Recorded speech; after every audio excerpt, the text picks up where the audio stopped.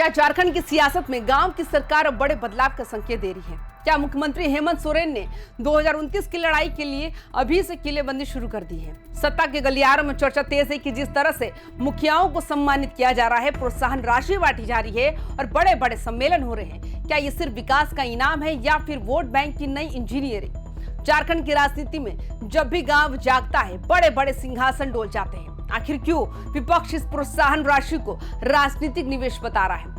आज की special report Jharkhand की उस सियासी गणित की है जिसे समझना हर मतदाता के लिए जरूरी है। नमस्कार, स्वागत है आप सभी का वाइब्रेंट बिहार झारखंड में। मैं हूं आपके साथ मुदिता त्रिपाठी। झारखंड में पंचायत चुनाव की औपचारिक तारीखें भले ही अभी दूर हो, लेकिन हेमंत सोरेन की टीम ग्राउंड पर उतर चुकी है।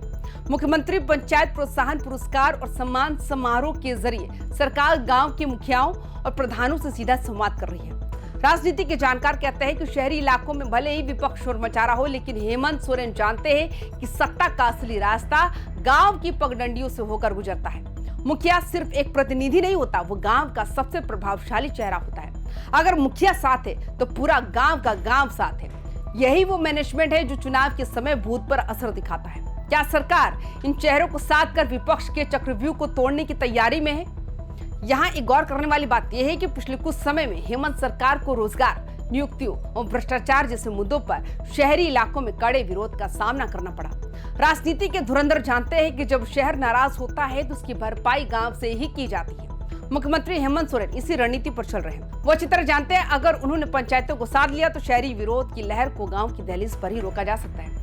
मुखियाओं के साथ ये सीधा संवाद दरअसल इस सुरक्षा कवच तैयार करने जैसा है। ये संदेश देने की कोशिश है, भले ही विपक्ष कुछ भी कहे, गांव की सरकार और राज्य की सरकार एक ही पटरी पर चल रहे हैं। क्या ये मुखिया सम्मेलन वाकई सरकार की ढाल बनेगा? अब बात करते हैं उस प्रोत्साहन राशि की जिसे लेकर बवाल मचा है। प्रशासनिक तौर पर ये अच्छा काम करने वाली पंचायतों का इनाम है, लेकिन विपक्ष का सवाल सीधा है, चुनाव से पहले ही ये प्यार क्यों उमड़ रहा है?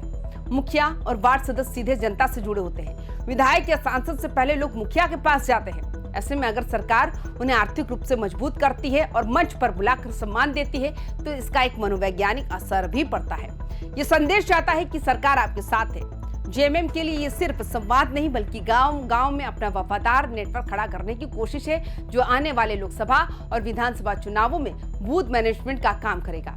चुनाव सिर्फ भाषणों से नहीं बल्कि बूथ पर पड़ने वाले वोटों से जीते जाते हैं, और बूथ पर कौन खड़ा होता है? वही वार्ड सदस्य, वही मुखिया और वही स्थानीय प्रभावशाली चेहरा जिसे लोग रोज देखते हैं। जब सरकार मुखियाओं को प्रोत्साहन राशि और सम्मान देती है तो वो सिर्फ एक व्यक्ति को नहीं बल्कि उसके पूरे प्रभाव क्षेत्र को अपनी ओर खींचती है। चुनाव के दिन जब लोग भ्रमित होते हैं तब यही मुखिया और पंचायत प्रतिनिधि तय करते हैं कि हवा किस तरफ बहेगी। इसलिए इसे चुनावी निवेश कहा जा रहा है। ये एक ऐसी बिसात है जहाँ प्यादों को वजीर बनाया जा रहा है ताकि अंतिम समय में बाजी पलटी जा सके।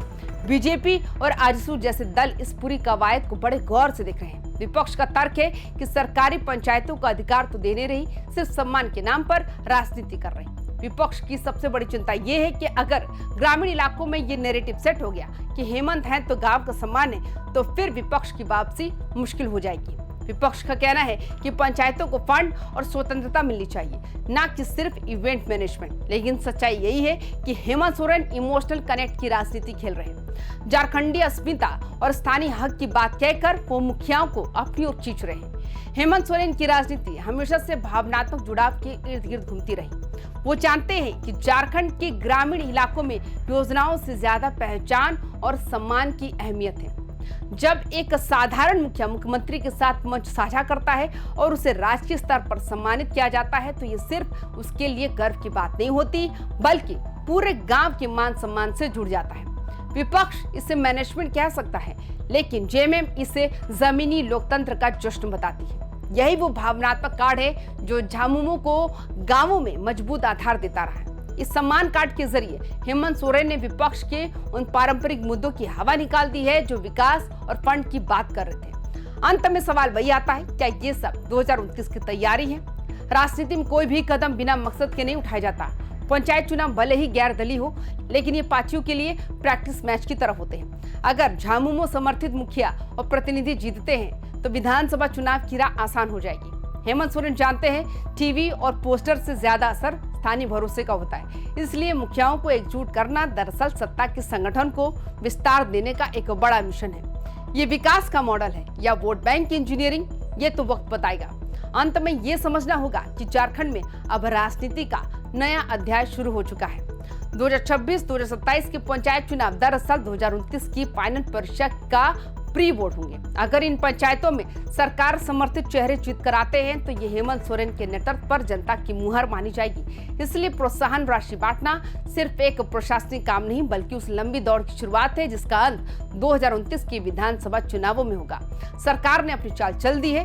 अब देखना यह है कि विपक्ष के पास इन मुखियाओं और ग्रामीण प्रतिनिधियों को अपनी ओर खींचने के लिए क्या नया ऑफर है। क्या झारखंड के गांवों का मिजाज सरकार के सम्मान से बदलेगा?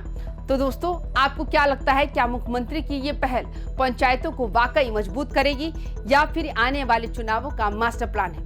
क्या आपके इलाके के मुखिया को भी ये सम्मान मिला है? अपनी राय कमेंट बॉक्स में जरूर बताएं। झारखंड की राजनीति और आपके हक से जुड़ी हर बड़ी खबर के लिए देखते रहिए वाइबिन बिहार झारखंड। वीडियो को लाइक करें, शेयर करें और अगर अभी तक आपने हमारे चैनल को सब्सक्राइब नहीं किया है तो तुरंत करें।